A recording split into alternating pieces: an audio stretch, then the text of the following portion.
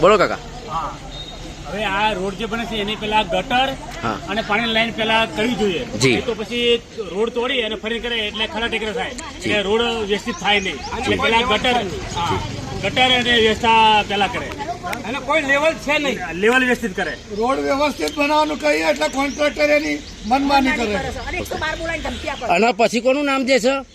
અને પછી deputy engineer નું નામ દે છે. હું સરકારી માણસ નથી એવી વાત કરે છે. ઓકે. પછી બીજી કોઈ તમારી સમસ્યા ખરી સાહેબ? તમારા બધાની બીજી કોઈ સમસ્યા ખરી? અમારે તો પાર્શિયાલિટી તમારા જોડે થાય છે કે નહીં? હા યા ના? પાર્શિયાલિટી તમારા જોડે થાય છે? અંદર પાણી બિલકુલ ભરાય નહીં હા. એ રીતે વ્યવસ્થિત રીતે ઓકે. રોડ. હવે કોના કહેવાથી તમારા ઘર એમને આ જે દેખાય છે કોના કહેવાથી તમારા ઘર આગળ આ બધું નીકળી ગયું? આમ સીધો લાઈન લઈ લે, સીધો પેલી બાજુ. કોના બેન તમે બોલો? કોણ કયા બેન બોલો?